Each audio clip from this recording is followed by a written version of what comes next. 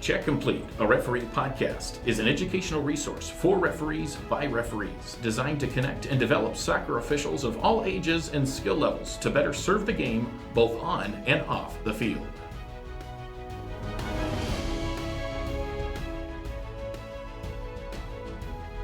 The Check Complete podcast is back with episode 4. I'm your host, Gordie Wetmore. I'm here with alongside the Jason Paepke. Jason, how are you?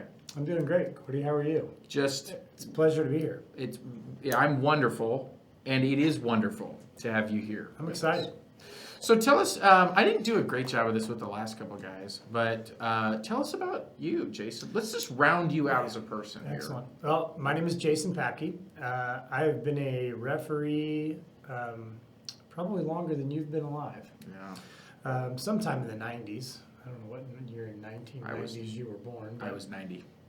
90? 90. Oh, okay. Yeah, so you're a little older than my referee career. But yeah, so I worked my way up through regional referee, and I'm now an emeritus referee. So I am no longer having to do the fitness test, which is the most exciting thing about my referee career.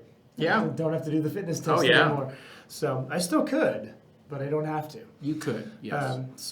I'm also a coach. I coach with Sporting Blue Valley. So I actually work with the Kansas Referee Committee as a liaison between the referees and the coaches, trying to kind of bridge that gap, help the coaches understand a little bit about the referee community, providing that kind of link, bridge between the two groups so that we can kind of get on the same page for developing referees in Kansas. So, yeah, that's me. And outside of officiating, your day job? Oh, I'm a school teacher. Sorry, I teach 7th grade science at a middle school in Olathe. So, Middle school love my teacher. Job, and then I go coach middle schoolers. So I'm just a sucker for torture, I guess. Apparently, glutton for punishment, right? Yes.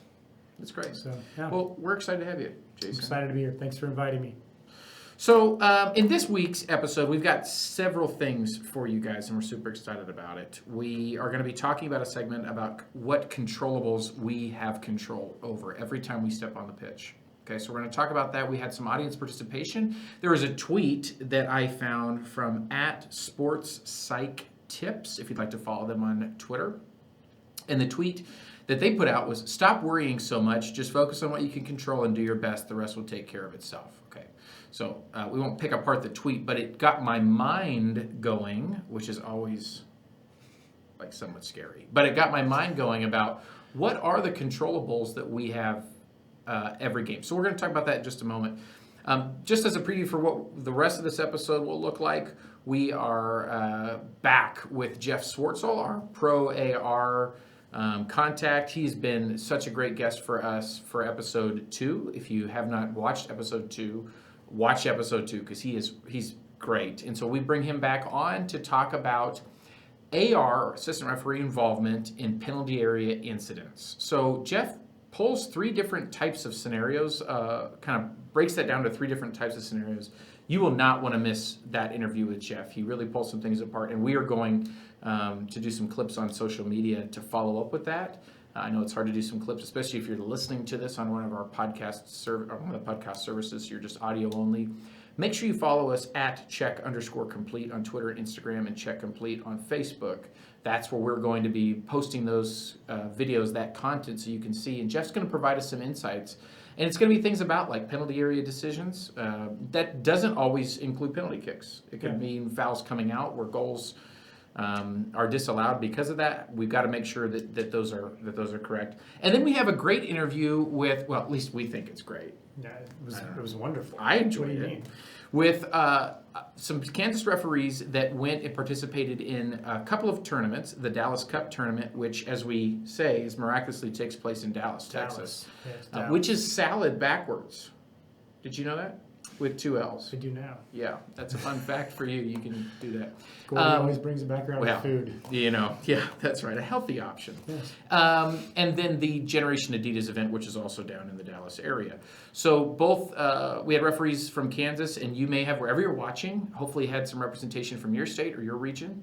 And so we'll talk with them about their experiences, some takeaways that they might have had, and then some practical advice for those of you that might be getting ready to participate in an event or will do so in the future, what you can do before, during, after to make sure that you get the most out of your experience. So let's dive into our first segment here, which is controlling the controllables. As I said, you can check out the Twitter account at SportsPsychTips. And again, it said, just to pull the quote one more time, stop worrying so much. Just focus on what you can control and do your best. The rest will take care of itself. So it got me thinking, we have a lot of the game is stuff that really is out of our control. But what are the things that we can make sure that we have control over before, during, and after? So, Jason, you bring a unique perspective on this, and I'm going to get to that in just a second. But we reached out, and I posted this on Instagram, so if you're not following us on Instagram, you should do that. You're really missing out. You're probably really sad, and this could bring a lot of happiness to your life. So I would encourage you to do this, but at check_complete. And we posted on the story, and we had one of those little things where you can like type in your response to this. And so we polled, and a lot of the responses were things that probably makes sense, but and they might be easy, like, oh yeah, of course, that's the thing. But in practice, sometimes it fails. So some of these we'll just throw out. Logan said effort. Zed said attitude and approach. At Ohio Referee 937 said work rate. So did a few other people. Work rate showed up quite a bit. Effort and professionalism from Carson. Yes. That professionalism piece is essential. Presence. So how are and that you can kind of we can. Does that mean just showing up for your games? Yes, that, and it is PRESENCE, not PRES. Not Christmas presents. Right, like if you give. Has anyone ever tried to give a coach a present other than a card? No. Is that going to make? Is that a controllable? Like no. the wrapping paper? I'm sorry. Yeah. Your attitude and work ethic. Uniform and appearance, you're going to touch on that. I will a lot. That's a soapbox here, second, and there's a second. Knowing the laws of the game, that is essential. We talk a lot about with our referees at our state events here in Kansas that a lot of the judgment decisions, especially if you've worked hard, right? If you've ticked the boxes in some of these other areas with work rate and all that, we can kind of support you. Hey, listen, they worked their tail off to get the right angle on that play. They worked hard that whole game, and the decision, maybe it wasn't exactly what we wanted, but we were close. We went yellow when it should have been red, or we gave a foul when it should have been yellow. But they were. But if you mess up a law, right? And I think any of you that referee know that if you mess up a law, it's really hard, if not impossible, for us to defend from an administrator standpoint. So. Laws of the game, look professional, hustle, and call fouls. That comes from our SYRA in Kansas. He talks a lot of that. Professionalism, hustle, and simply calling fouls, okay? Work rate shows up again. And then a really nice one that is true. Abby reminded us whether or not you wear pants. I was not sure how to respond to that. Yeah. I don't know what to do with that one either. Yeah. We probably won't touch that. But that's a good point, whether or not you... Hopefully everyone is wearing pants when you referee. Well, I guess if you take that literally, you may not wear pants because you might wear shorts. Shorts. We would encourage shorts, yeah. But yeah, definitely wear something. Yeah, yes. So those are and we see a lot of the trends here. So effort and attitude and work rate show up quite a bit. Professionalism show up quite a bit. And we could really dig down into what that looks like. But I really want, Jason, as you mentioned, you come from the coaching background. So talk to us a little bit about the coach perspective on controllables. Right. I think as a coach, obviously, I am approaching the game as instructing my players, but I also, as a referee coach and as a referee instructor and things that I've done in the past, I'm also watching referees to see what they need to be working on. And it's hard sometimes as a coach because those are two very different hats. And a lot of the times feedback from a coach is perceived strictly as complaining. Right. Even when I'm trying to help them, it's perceived as complaining. Honestly, I probably spend as much time giving feedback to referees that would go against my own team. Right. Simply for the sake of them getting it right. And so I try to show them this isn't just about me winning a soccer game, it's about you becoming a better referee. Right. And I'm trying to help you see that. So I think from a coach's perspective, I can tell you that there's likely a few things that a coach does almost instantly when he gets to his field. Is he's probably watching the referee's performance as they finish the game they're on. Like as my girls are warming up, I will watch the game to see what I'm going to get out of the referee crew when they get my game. And that kind of tells me what to expect a little bit. It tells me if there's any feedback I might give before the game. A lot of times I'll ask the referee crew, what are you working on? Like I will ask specifically the referees, and I'll ask them, what are you working on today? You should always be striving to be better at something. That's controllable. You can go into a game knowing that there's something you want to get better at. And no matter what the game does, no matter what happens during the game, you can focus on those things, knowing that that's something you're targeting as something you want to get better at. So I watch that a little bit. But I think more than anything then is the appearance. As I go out to the fields, we are thankful that we have referees that we have. I mean, we can't play our games without them. But it's also part of the job is to dress the part, and that would be things like tucking your uniform in, pulling your socks up to your knees where they go, because that's the way the uniform's supposed to be worn. And so for me as a coach, when I go out to a field and I see a referee whose socks are pushed down by his ankles or his shirt's untucked or whatever, it tells me that they don't take this very seriously, that they're I guess the cliche is kind of that they're just out for the paycheck, Right. Because they're going to get paid either way. But certainly for me, it's a big indicator of the effort level I'm going to get from a referee as to how they're dressed, because they're either taking it seriously or they're looking at the uniform as an inconvenience. I don't want to get a tan line. I don't like my shirt tucked in. Whatever it might be, it tells me that they're more concerned with their own interests than they are with administering a good soccer game, I guess is probably the way to put that. So that's first off. If you want to impress a coach, come dressed properly, go buy some socks, have a watch. Don't use your phone as your timepiece.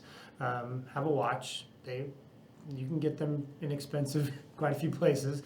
So those are the things that I think are really important. Beyond that, in the course of the game is working. When I see kids out there that are 15 years old, and I coach 9-year-old girls or 11-year-old girls, my personal opinion is that a 15-year-old should be able to run faster than 9-year-olds and 11-year-olds. Yet a lot of what I see is the players running past the referee because the referee is walking or staying in the middle of the field when they could very easily be moving with the play and those sorts of things. So again, that says a lot to a coach. It says a lot to the parents. And so that effort, that work rate is incredibly important as you prepare for a game and you go out wanting to make a good impression. Just your appearance and your work rate are hugely impactful to just first impressions. So Absolutely. Yeah. So much of what you said in there, you talk about first impressions, but the other term for that could be perception, right? And so the perception that referees give, and that is something that I know some of you might be watching this going, I'm a regional referee or I'm an experienced grassroots. I've been refereeing for a long time. I've ticked the boxes. I've got the correct gear.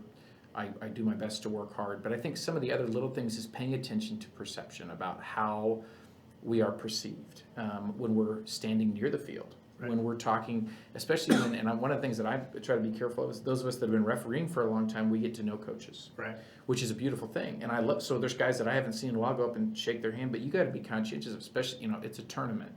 The team from out of town is the opposing team, and they see you spending 15 minutes with the local coach. Yeah. I mean, right out of the chute, we're going to get screwed. This isn't necessarily new, but it's just something to remind us about how important it is to take those things seriously, or just being mindful of who can hear you having your conversations. We had a local college game this last fall where referees said the players overheard them saying, we this thing better not go to overtime. I got to go drink beer somewhere. Right.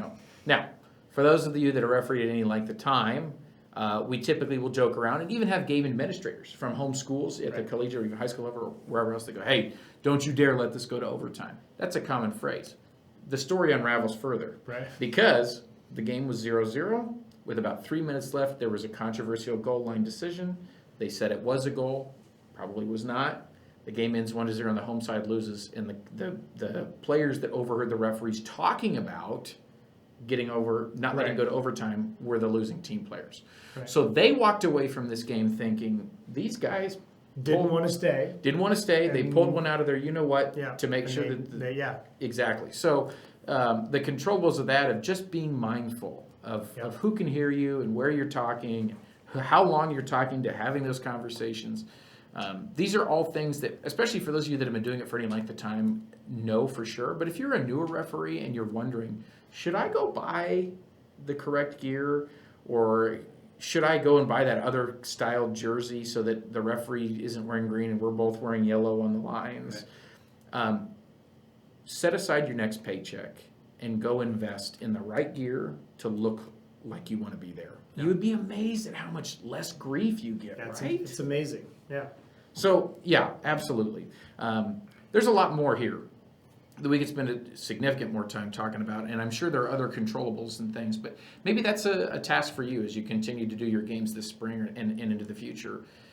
Make the list of things. What are the things that I can control? What are the things that I have control over that I might not be doing the best at? I know for me, a lot of it has been, especially recently, is continuing on a weight loss journey to make sure my fitness is at a level that, and whether I might be fit, but if I don't look fit, then there is that question as well. So what can we do to make sure, especially higher level officials, making sure you might need to get something tailored to make it look like it fits you and fits your body correctly, so that you look the part when you're stepping out on the field for higher level games, when the scrutiny is much more, you're under a magnifying glass much more. So yeah. So there's a lot there, but maybe we would challenge you, if we're going to give you some homework. You didn't think you were going to get homework, but I'm with the teacher. I enjoy homework. He does. Actually, he loves giving it. You don't have to turn this in, but we would say maybe your homework is figuring out what are the controllables for your next game or for your future games, and what are the controllables that you can start kind of chipping away at now to make sure that, hey, I'm doing the best I can in these areas. Yep. So. And I will always go back to Andrew Fletcher's words: look professional, hustle, and call fouls. Coaches want you to call fouls. I can't say that enough. Yeah. Like, you will have way fewer problems calling too many fouls than you ever will not calling enough fouls. And this is at every level, right? At every level, yeah. You can always back it off, but call fouls, because it sets the tone of the game and it says you're in control. So. As always, if you have other thoughts, be sure to reach out to us on social media at check_complete on Twitter and Instagram, at checkcomplete on Facebook, or you can email us questions at checkcompletepodcast.com, or email me directly, Gordie, Gordie, not a Y, at checkcompletepodcast.com.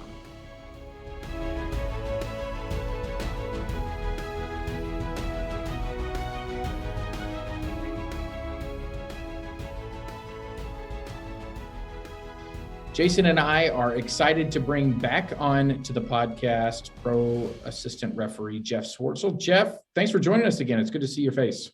Yeah, thanks for having me back. I'd love to be a part of this. I really enjoyed episode 3. Corey Rockwell is a legend in our game, so I'm glad to see you guys got a chance to speak with him. Yeah, you got big shoes to fill here, Jeff. Yeah, no question. We're not playing the comparison game, so just be you. All right, so today we're talking about, with Jeff, we talked when we interviewed you in episode 2, we heard more about your story and really enjoyed hearing about your journey and some fan questions and things.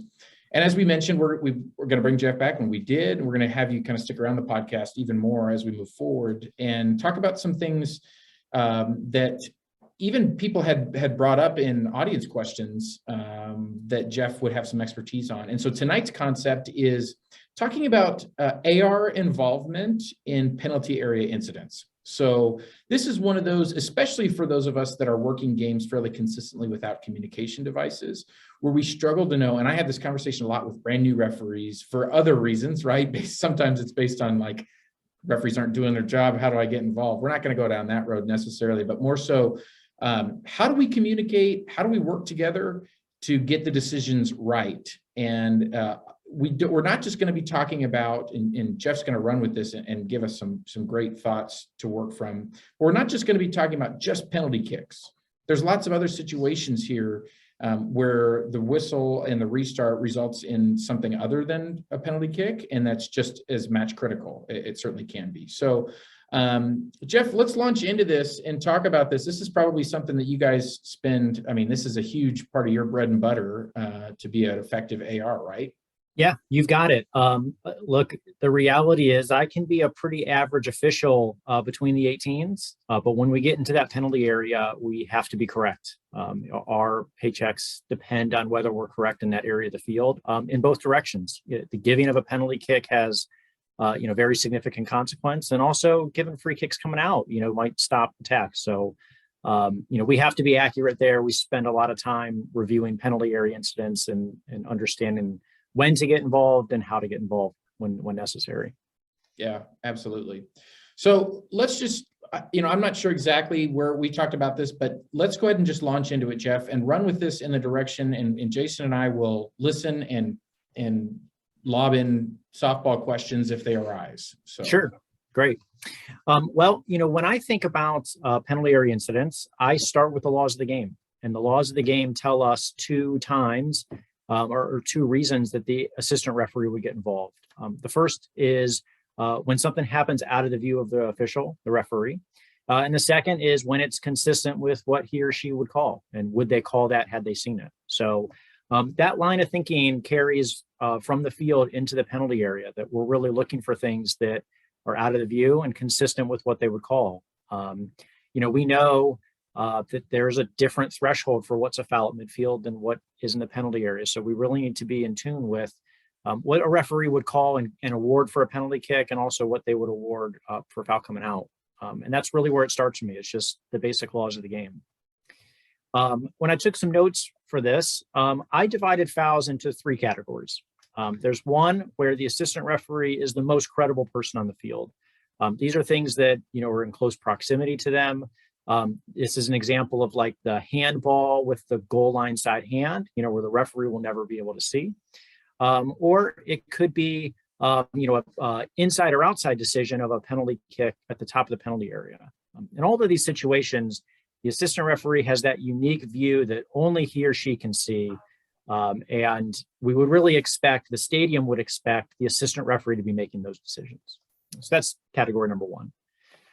Category number two would be the bulk of the rest of the decisions. You likely can see most of what's going on in the penalty area at all times, and you probably have a pretty good opinion on what's a foul and what's not.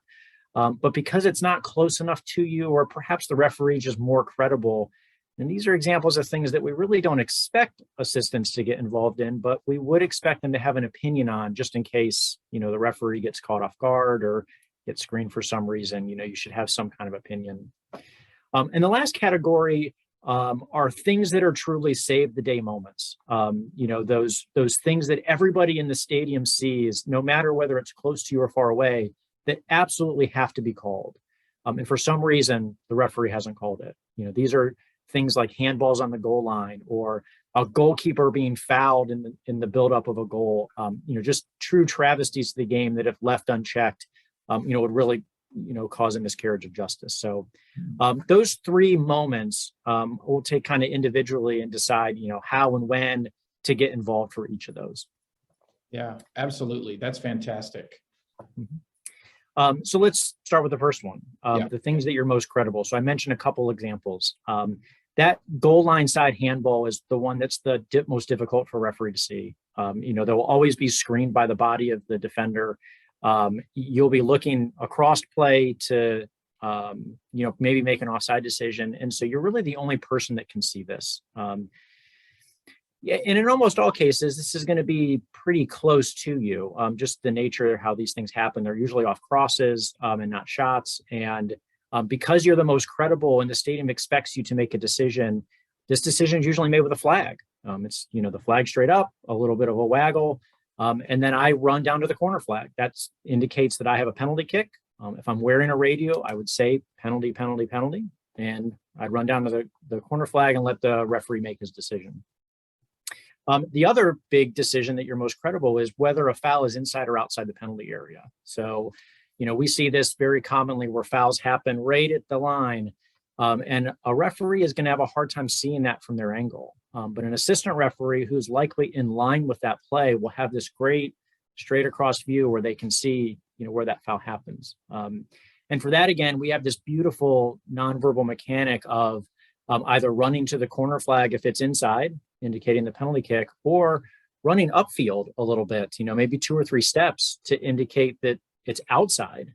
And, what we see a lot happen is a referee might get tunneled and they might make a decision. And if, they've called a penalty kick and you don't have a penalty kick, well, they won't see you standing down at the goal line. And it'll be a great way for you to get their attention eventually that it was outside. Or they might look right over and see you walking upfield and know immediately what you mean. So it's one of my favorite mechanics that it's nonverbal, it's easily understandable, and you can do it at every level. Mm-hmm. That second category I mentioned, that's the things that, we're not really the most credible. But we all know from time to time, our referee friends sometimes miss a decision or don't see something as clearly as they think, or, might get screened. And for all of those cases, we generally don't expect an assistant referee to be involved with their flag because, well, frankly, no one would believe them. They might be too far away. We know that they don't have the best view, but they're still prepared with that, gut instinct that looked like a penalty kick or that looked like a foul. And we want them to have an opinion. The difference here is the initiation of information. In one case where I was credible, I raised my flag. And in this case, we expect the referee to have it. And we all know that look when they look over to you and they're like, oh no, something's happened, but I don't know. And they look at you. And in this moment, it's all about body language. It's nodding your head. It's switching the flag to your other hand. It's really encouraging them to call the foul that they think that they saw. And then of course they get the credit. They'll buy us our ice cream afterwards. But that's another great nonverbal to really just encourage them along the way. That last category, where we talked about saving the day, I see this actually, fouls going out more than I see it going in. But this is that true moment where it doesn't matter how close it is to you. It doesn't matter, if it's on the other side of the field, if it's in the middle of the goal, if it's right next to you. If there is truly a moment that it has to be called, then you are within your rights to do whatever it takes. You can put your flag up, you can yell the referee's name, you can run out to the field and shake his hand and say, please call this foul. But if it has to be called, it's a 100% call. You have to make sure it gets called, and there is no penalty for however you do it. Right. So let's go. Well, first I want to see you run onto a field and tell the referee. Make sure he calls. Let's hope we don't get to that at your level. Fingers crossed. It hasn't happened yet. I think what you're talking about, our local goalie, Tim Mealy for Sporting KC, has been involved in a couple of those. Last year, he had an incident where he dragged down a Seattle Sounders player into the goal. That was kind of a big controversial thing. And then he just had one this week where there was a goal that was scored, but there was contact from a forward from LAFC who wasn't even looking at the ball. Like, they showed it back and he just moved into Mealy and knocked it back into the goal. So is that what you're talking about in that third example of the ball went in the goal? So the referee may not have seen, he maybe watched other things.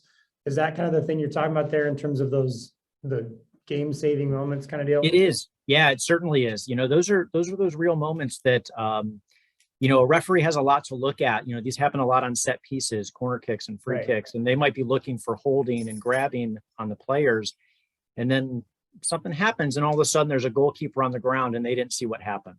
Right. And, that's that time where if you're wearing a radio, you got a great opportunity to say, Mealy has been fouled, or foul, something to get the referee's attention. But again, if the ball ends up in the net, you've got all the time in the world to get that person's attention and just say, I have a foul and it's coming out. We can't award this goal. Right. And that's really a great example of that. Yeah. Right. Cool. So as in the build up to these situations, oftentimes, like, there was a clip that I shared with you that hopefully and I'll just take the moment to say, we're going to provide some clips throughout the week and hopefully have some feedback on that. But there was a clip that I shared with you from a local high school game. And one of the things that we talked about after the game was how could we manage that situation a little bit better? And so when and we'll share this with our viewers, listeners, one thing I suggested to the referee was when we have such a crowded goal area, in that clip, we had so many players in there. Maybe there is some pre-kick, especially when it is a set piece, pre-kick preventative officiating that can be done. What does that look like for you with and without communication devices, and how involved is the AR in that? Yeah, well, with communication devices, we're very involved. Our best referees in the league are really designating different areas of the field for each official to be watching. They're obviously taking the biggest group of individuals because that's where the most likely decision is going to be, and they got to be the one to make it. But we're very frequently, chiming in saying, hey, 13 and 9 are pushing, or the goalkeeper is being blocked. And we're trying to alert the referees to those situations. Without communication, that becomes a little more difficult. But I think we sometimes get into the habit of thinking we can't talk on the field. You can certainly yell out, hey, I see you in front of the goalkeeper. Don't hold him. I can see you grabbing, let him go. Even as the assistant referee, that might just be enough clue to the referee that something's happening that he or she needs to look at. So I am a very big advocate for that pre-free kick management, even just to settle players down and let them know what you're looking for. If two players are kind of going at it, just let them know, I'm watching for you guys holding each other. If you foul, it's a penalty kick, and if you foul, it's not. And, just let them know that you're watching and that, they're not going to pull one over on you. Yeah, I think the vision, we talk about that with our officials down in this area, even at the youth and high school levels, with how much things are recorded. If the video shows, this is something you guys work with all the time at the MLS, but obviously the video shows that you went in and you had a conversation, you said, and they can't hear what you're saying, but they can see that you're telling them, hey, behave yourself. And then if the call comes after that, people aren't going to be happy, but maybe it's a little easier to swallow. It's like, listen, you were there giving them a chance. It's the greatest thing a coach can say is, he just told you, right? You were in there and he was just telling you to not do that. And then you did it and you called a foul. No one should be surprised here. Yeah. So that pre-management is a great tool. And actually, it doesn't matter as much what you say as it does just the fact that you say it. It's alerting players that you're onto what they're doing. So I think that's that's great. And I know people want to hear you talk and not me, but one of the things I loved what you said about we can still, without communication devices, use our voice. And I actually borrowed this from the other sport that I do, basketball. I was before a throw-in, and we had a dead ball situation, and one of my partners, there was two players jostling in the paint, and he beep, beep, beep, held things up, walked in, and he goes, Gordie, Chuck, 13 and 35, let's watch them here. And those two kids were like, and it was wildly effective to modify behavior. And yes, the coaches have heard it. And the coaches heard it and everything. Yeah. And so I've actually taken that and used it some in high school games just to say, hey, Jason, help me with contact on the goalkeeper, yes. Things like that. And I think that's great. I think we have that feeling like, oh, it's got to be quiet. We got to, I don't know if that's a product of the best referees are seen but not heard or whatever. That go into games and go out without being seen.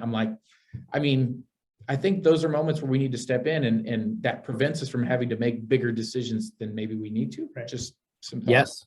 Yes, absolutely. Take it a step further. So another thing that we like to do in the MLS is, especially free kicks that are outside of the penalty area, the trail assistant referee will be designated to watch like handling in the wall or encroachment. And the referee will point to him and say, you watch handling. And now everybody in the stadium knows that if a handling happens or if the encroachment happens, there's an official watching it. And now there's less controversy. They're not sneaking away on something. Yeah. So I think that communication is great. Well, let me go back to point number one. You were talking about the goal line side handling, as well as in and out across the top of the penalty area. How involved are you when in and out along the side of the penalty area? That it seems to be much more problematic just based on your angle. Yes, absolutely. So, we'll lack that depth perception to truly see inside or outside unless it's very obvious. So, when we're talking about a true decision to be made, our general expectation is that the referee covers that line that's right in front of us. And you'll see a lot of those referees shade over to that side if a player is trying to dribble in. Just in the event they get fouled right on that line, they'll be the only person that can see that. We also have just a general rule of thumb. You can feel free to get involved whenever you want. If you think you see that inside, get involved, but you can't miss. The penalty area is too important. So, there's a very high ownership of, who is credible and knowing what even if you think it's in, you have to have that little doubt in your mind of, I think that's in, but I don't have a great angle, and the referee does. So I have to defer to my friend to cover that decision for me. Right.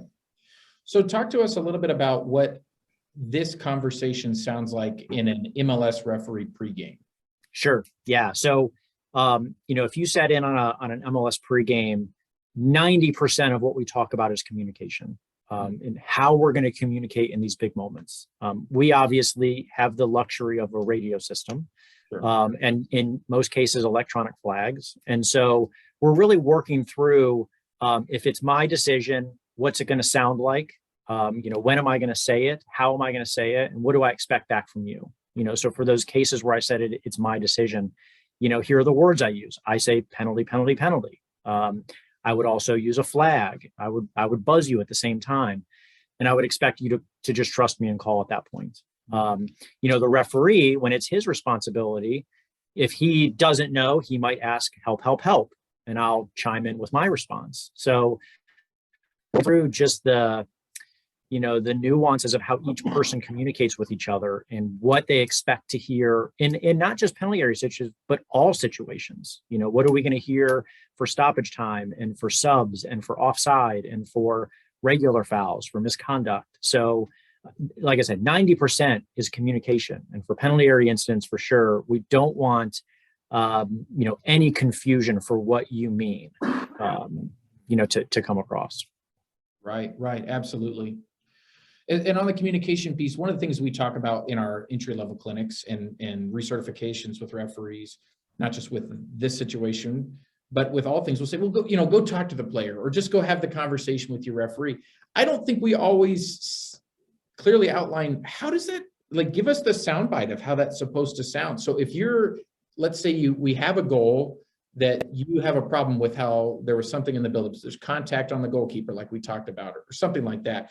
And you said, we've got all the time in the world, so you stand at attention, do whatever the referee prescribed in pregame, and the referee comes over. What does that conversation sound like, or what should it sound like? This is probably pre-communication or without communication devices, right? So if you can tap into that from your development, but what does that sound like, what should that sound like, I guess? Yeah, well, actually, it should be the same, whether you're wearing a radio or not.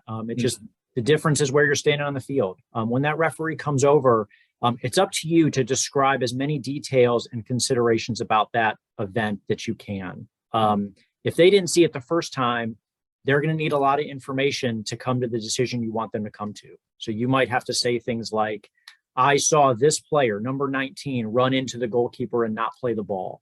Goalkeeper fell over, and I believe that's a foul. We should have a direct free kick coming out.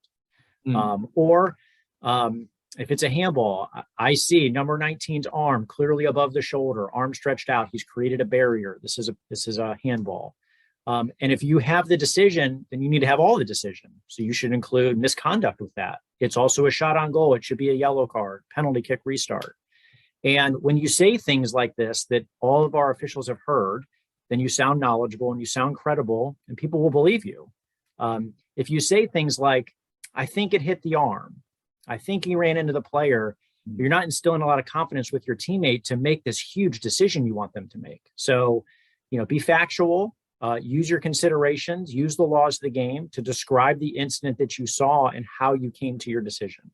Yeah. Okay. And that's true all over the field. If you see a yellow card, you should be saying things like, I saw cleats to the ankle. I saw moderate speed. I saw no chance to play the ball. I came up with reckless tackle. And they'll hear those words and they'll fit with what they saw and they may support you or may not. Absolutely. That's awesome. That is great. We're going to probably wrap up here, but if you're listening to this or watching this episode and there's more things that this triggers in your mind, questions you might have or comments or a need for further explanation, please reach out to us you can just email mine, Gordie at checkcompletepodcast.com, or you can reach out and slide into our DMs. That's what kids say, right? That's Sure. that a cool thing. I teach 7th graders. I think they say that. I think so, yeah. So reach out to us on one of our social media channels. We can connect. Jeff is willing to answer questions as well. He's a great resource for us and for you. So Jeff, thanks so much for your time. I guess I'll give you space if there's any other parting words of wisdom. Like I said, you won't be able to sleep tonight if you don't get this off your chest. That's there. I'll finish like I started. The most important decisions we make are inside the penalty area. So these are the moments that require our maximum work rate, our maximum attention, our maximum effort to make sure we have fought for every inch to make the right decision. So, get these right, the rest will take care of themselves. Awesome. Jeff, thank you so much. Thanks, we appreciate you.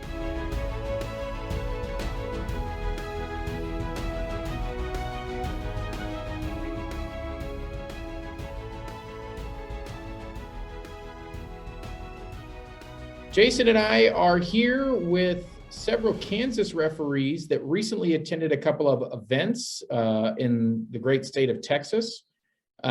So we had a few of you that attended the Dallas Cup, and that took place in, you'll never guess this. Dallas, I'm going to guess. Yeah, I know, that's Good. a mind blower. I teach middle school. I'm pretty smart. Yeah, I know you are. So that happened in Dallas, and then the Generation Adidas event, which also happened in Dallas. Is that correct, Nathan? That is correct. Yes, very good. Nathan went to the Generation Adidas event. So if we could just go around the virtual room here and tell us, introduce yourself. So give us your name, what you do outside of soccer as far as occupation, or if you're in school, what you are getting educated about, what your degree is. And then how long have you been a referee? So let's, I guess we'll start with Matt. Why don't you go first? Hey guys, Matt Gaudreau. I started refereeing in 2008. I got my first upgrade in 2014, and then I upgraded again mid-year 2017 to grade 6 or regional referee, which is what I am now. Outside of refereeing, I work as a consultant. I went to KU and got my degree in information systems. So I'm using that now for IT consulting. So yeah, that's the quick and short on my background. Very good. Very good. All right, Drew, tell us your name, Drew. My name is Drew. I'm Drew Klemp. I'm a junior in college. I'm an exercise science major. I certified to be a referee in 2016, upgraded to grade 7 in 2018, and upgraded to regional referee in 2020. Very good. All right, Velimir.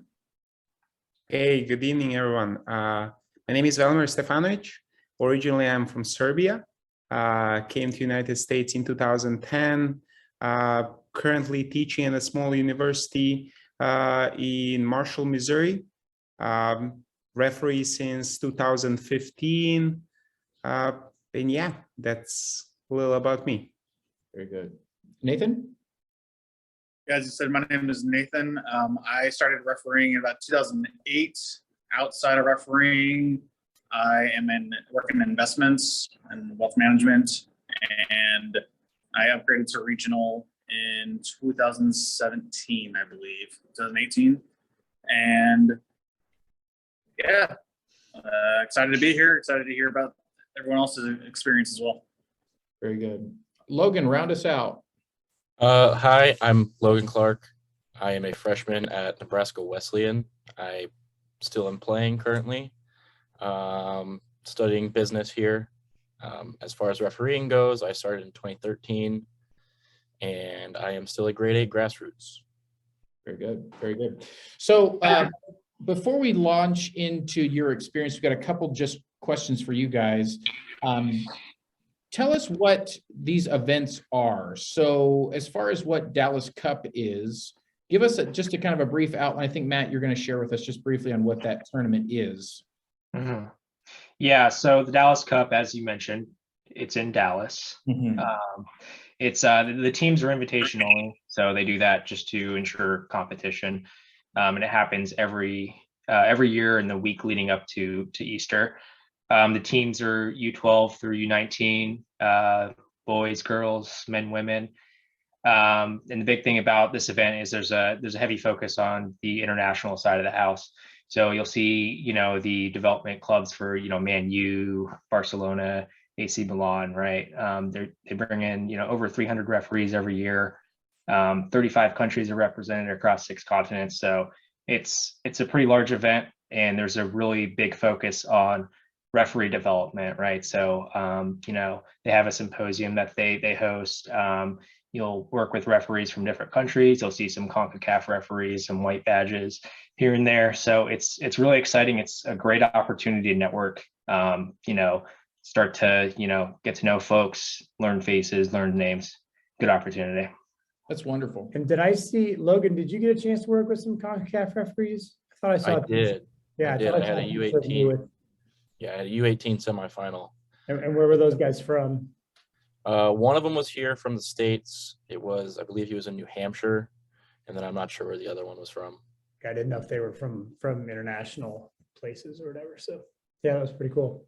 That's awesome. And Logan, speaking of you were a part of a kind of a unique program that was within the Dallas Cup tournament. Tell us about that. Yeah, I was a part of the NPSL Academy. So instead of applying to the actual Dallas Cup, I applied through NPSL.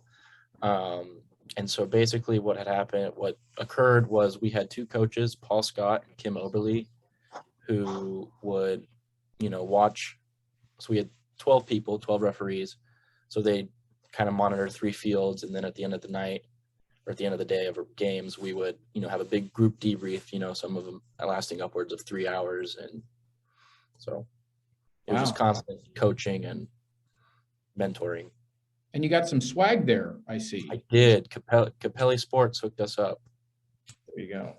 Very good. Okay, and then so Matt, Drew, Velimir, and Logan were all participating in the Dallas Cup event. Nathan, you were a part of the Generation Adidas tournament. Give us just the very brief synopsis of what that tournament is. Sure. So like Dallas Cup, the Generation Adidas finals focuses heavily on the international side as well. Their goal is to have a lot of all the MLS academies are there being represented at both the U15 and U17 level. And then they bring in teams internationally from England, Spain. What else did we see? We saw Brazil, Argentina, Mexico, from all over the world, and just a great experience to learn from the pro referees that were there and some pro coaches and national referee coaches as well. But yeah, the big thing for them is just development and being able to learn from those at a much higher level than we are, and just trying to take something, game by game and just work your butt off. Yeah.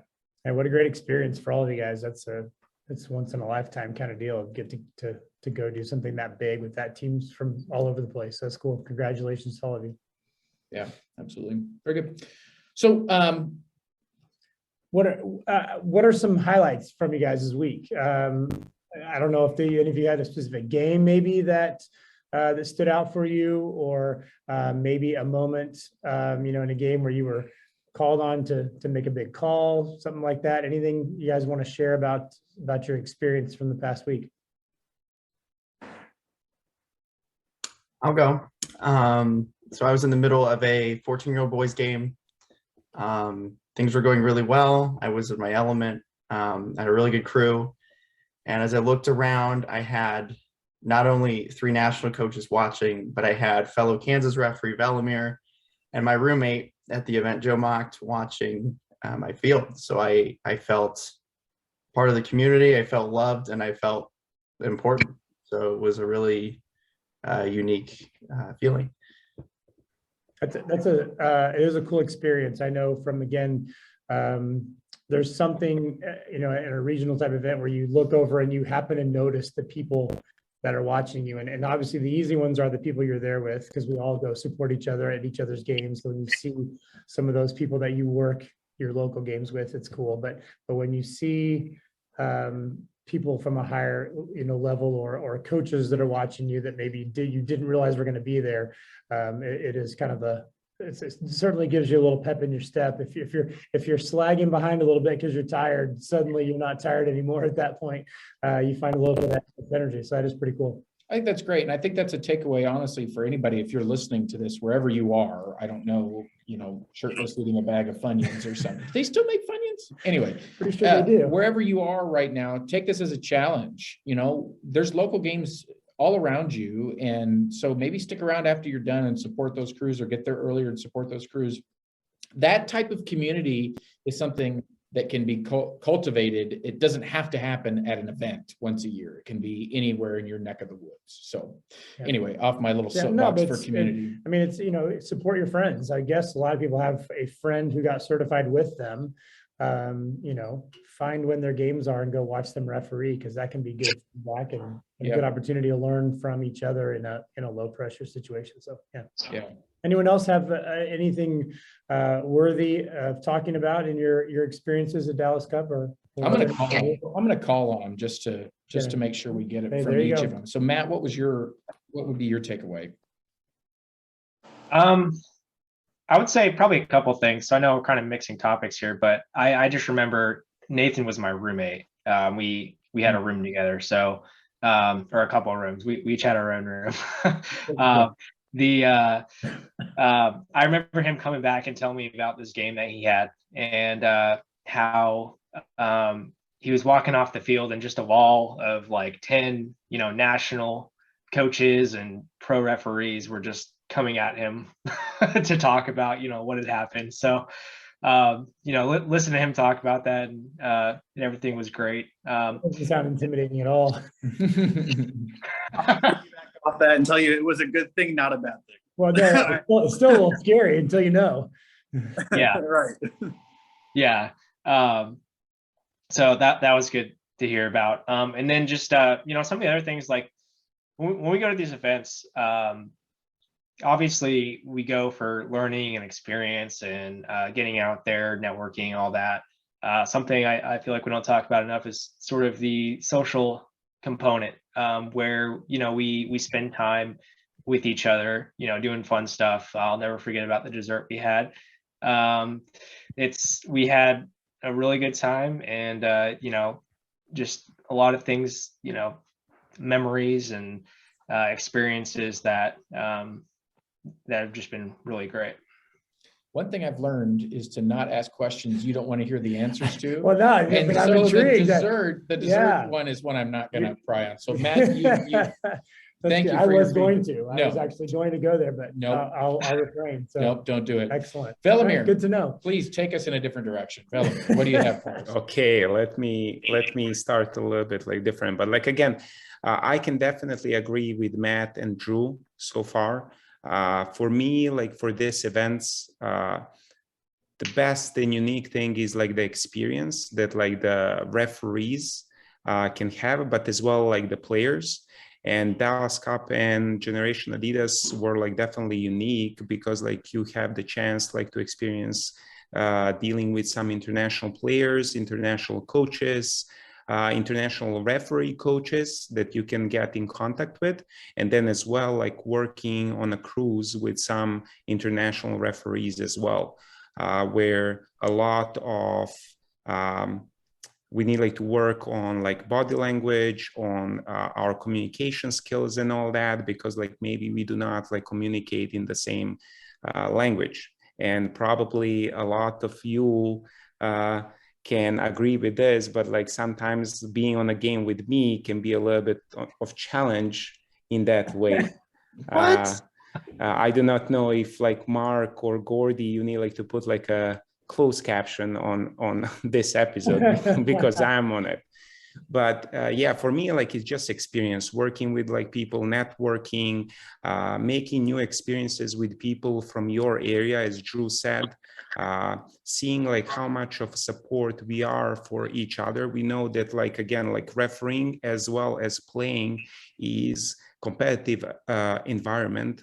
But again, like we supporting each other, being there for each other, you know, like in those like good and like tough moments and all that, like being there to support each other, like to maybe give advice, and all of that. I mean, like that's like, I think like the best thing for me out of like all of these events and all that. Yeah, that's great. Experience. Yeah, absolutely. Very good. Nathan. Yeah, like, you know, I'm gonna echo what they said as well. Is, you know, the big thing that you get from all these tournaments is being able to meet new people from throughout the country. I mean, that's just an awesome experience. You know, you run into people here and there, but you don't really get to know them. So I think being an event, like especially at Generation Adidas, where there was only 76 referees in total, being able to split between all those games, you really get to know people. I got to work with most people that were there throughout the week, rather than being able to work with, you know, 5 or 6 different crews. I worked with over 10. And so it was a very unique experience for me. And then I think the other thing is being able to really learn from those referee coaches and referees who have gone and done that before. They know what it takes. They know what hard work you have to put in order to get to the level that you want to be. So being able to learn from those people really, really makes a huge impact on you. And I think the biggest thing I learned from these events is you never know who's watching. Like Matt said, got done with the game and turn around and there's a swarm of MLS referees walking our direction. You know, kind of eye-opening, a little shocking, but it was a great experience to be able to learn from them as well and just take little snippets. And the one snippet I got from an MLS referee was, you never know who's watching. You don't know how long they're going to watch.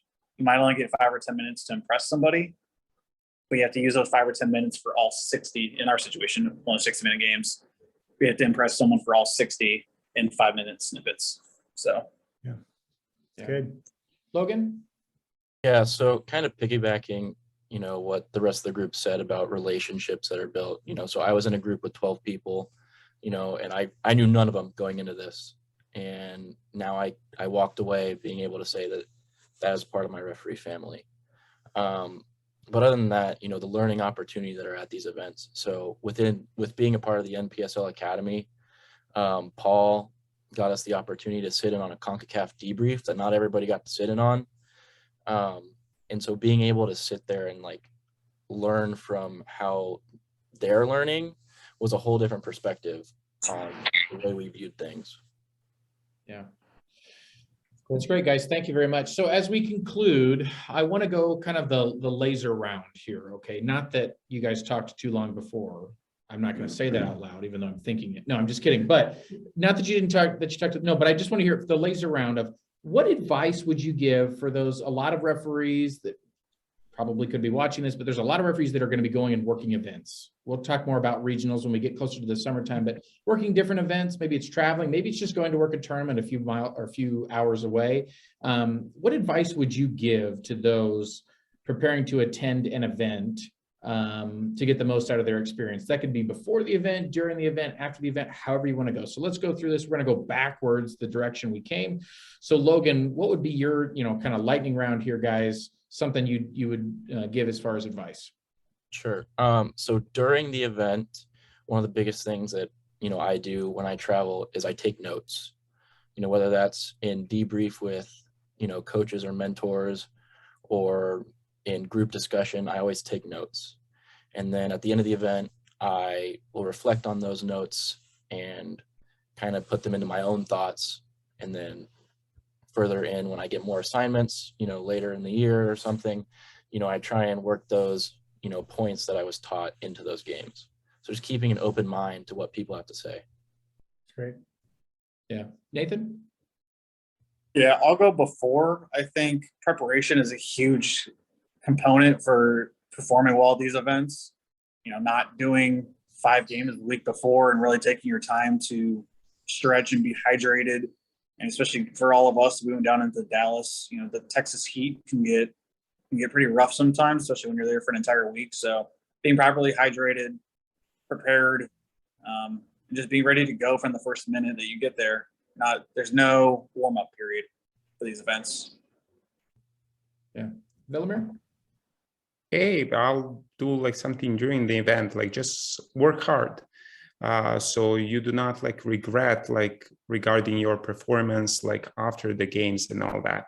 You never know who is watching and all that, and when like the opportunities will present themselves. So yeah, just work hard and enjoy. Yeah. Drew? Mine's kind of all encompassing. It's control what you can control, whatever's within your ability to control. So before the event, that means the preparation part. That means, are you ready for the Dallas Heat? Are you properly hydrated? Did you bring cleats? Did you bring whatever? Have you been conditioned? Have you not taken 10 games a week before? All those things. During the event, it's don't be caught doing something dumb off the field. On the field, make sure you've got your mechanics right. Make sure you're in the right position to make the right call. Make sure you're giving your best effort and emptying the tank on every game, because you might have that 5 minutes or less to impress the one person who comes and watches you that day. And that might be your make or break moment. And that's the one part that you can control. Everything outside of that is outside of your control and you shouldn't stress about. And after the event, bringing that knowledge back to other people is something that not only you control, but you should do, because you've had the opportunity to go and whatever the event might be and learn from other people who have different experiences or might be a little bit better or more experienced than you, and you need to bring that to other people. It's kind of an obligation. Yeah. Wow. Very good. That's great. Matt, you want to take us home here? Yeah, just be ready for the unexpected. You know, a lot of the times, you know, we think, you know, that could never happen, but you need to kind of, you know, one of the things we've been talking about here in this lightning round is being prepared. Just be prepared for that unexpected thing to happen, right? You know, getting assigned a U12 game, you might not think you're going to have, you know, 11 yellow cards in a send-off, or nine yellow cards in a send-off, but it happens.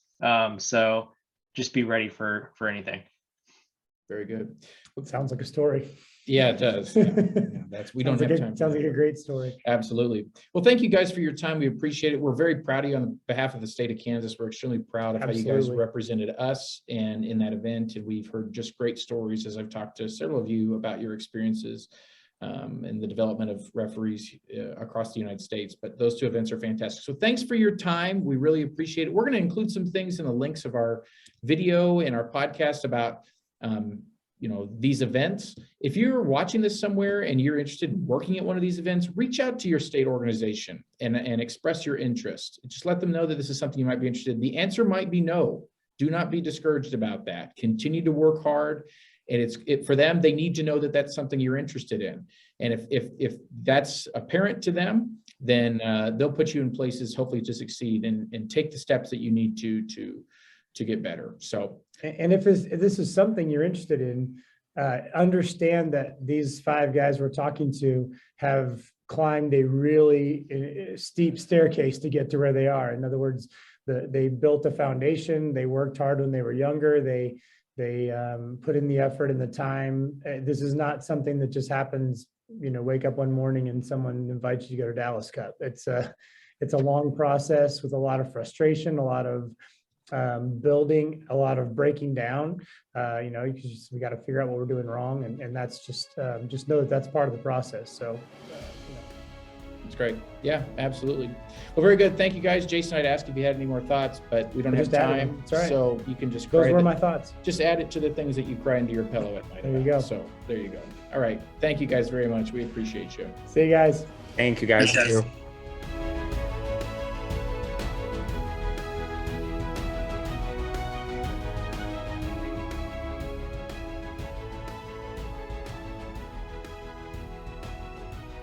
Well, this has been episode 4. We'd like to thank you so much for listening. Episode 4, episode cuatro, as they say in Espanol. That's almost all Spanish. Yeah, I am. I can do that, and I can order at Taco Bell. There you go. What more do you need? Not much. besides Pepto-Bismol. But the Mexican pizza is coming back. That's just an aside.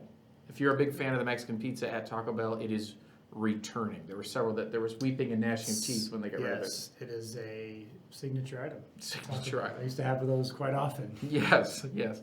Okay, so as always, we've got a word of the week that you need to work in. None of you are sending us these. So please let us know. There's part of me that just has hope that they're being utilized, but just let us know what's going on. So just to throw this out there, see if you can work lackadaisical into yours. Lackadaisical is a good word. And for those of you that are not the spelling bee whizzes, unless you're sitting there on the back of your spelling bee card, scratching your finger into it, lackadaisical. It is an adjective, which means lacking enthusiasm and determination, carelessly lazy. And so it fits well with our theme of the day, our topic of control the controllables. Yeah, Don't be lackadaisical as a referee. that's right. You can control that. You can control that. Do not be lackadaisical, okay? So work that into your games. Let us know how that goes. Jason, thank you so much for being here today. How was your co-hosting experience? You know, it was wonderful. I was thinking of something to say there, and I decided to veer away from that. But it was great. Like I said, I've been interested in what you were doing. I've thought about the fact that we need a good referee podcast for years, and just didn't have the time or the energy to make it happen. So I appreciate you looping me in, and I look forward to sitting in this chair many more times. Yeah, we're going to bring you back in. Because I'm smarter than a lot of you, and so I have a lot That's to true. offer. That's true. And humble. We brought him on because humility is his strongest. It's because I'm older than you. I still have years more experience, and so as we spoke earlier, I mean, I was coaching with Right. you. I was playing, I guess, when your dad. No, yeah, I was out of high school, so when you were born, You were, but yeah. I was coaching with your dad when you were young. So Yeah. It'll just be hard to get him out of the chair, especially with this hemorrhoid donut that he's sitting on right now. So anyway, can you bring my cane up and my walker? that's right. That's right. So we want to say thank you as well to pro assistant referee Jeff Swartzel. Jeff, as always, is a wonderful guest with great insights. We're going to keep him coming back as long as he'll associate himself with us. After that one, might not. He might not. It's getting weirder and weirder. You just brought in a new sponsor. Yes, I did. We also want to thank Matt, Drew, Velimir, Nathan, and Logan, our local Kansas referees, who shared with us about their experience at both the Dallas Cup and the Generation Adidas tournaments that took place in Texas this past week. At least when we're filming this, it took place in this last week, the week before Easter. And once again, to Jason Paepke, our co-host today, we really appreciate that. So we want you to send us your crew pictures. We would love to see that. We're going to roll some here as we kind of play out here. But tell us, when you send it to us, we need to know where you're working and who you're working with. We want to feature you. Okay, we want to see Great. that. Yeah, it'd be great. It kind of helps us know where our reach is as far as our podcast, which we hope you'll refer this to your referee friends that this might be beneficial for them. Or if nothing else, just something fun to listen to while you go about your life. Okay? Make sure you're following us at check_complete on Twitter and Instagram, at checkcomplete on Facebook. Follow us on YouTube. Hopefully you're watching this on YouTube, but if you're listening to the audio version, that's wonderful. You can check us out and see at least Jason's beautiful face on YouTube. We want to hear your positive feedback. Tell us about how amazing we are. We love that. I'm a words of affirmation love language person that we established. Yeah. So, but if you have something negative that you'd like to send to us, please write it on the packaging of a USSF white block jacket retailing at $45.95 from officialsports.com. Right on the back of that and mail that to us. And Size large, because then I'll get to wear it. yeah. Or XL and we could wash it in warm water. I don't know. But that way it can shrink. But I need the XL. But I'm working on being less XL. Anyway, send that to us so we can just get right on that negative feedback and fix it. I'm sure we'll do that. So Jason, thanks again. Appreciate it, buddy. Hey, thank you. Thanks for Great to be watching here. and listening. Once again, follow us on social media and stay plugged in, especially as we talk more about our penalty area incidents, how ARs can be involved in that, and use some video examples of that. Thanks for watching. We'll see you next time.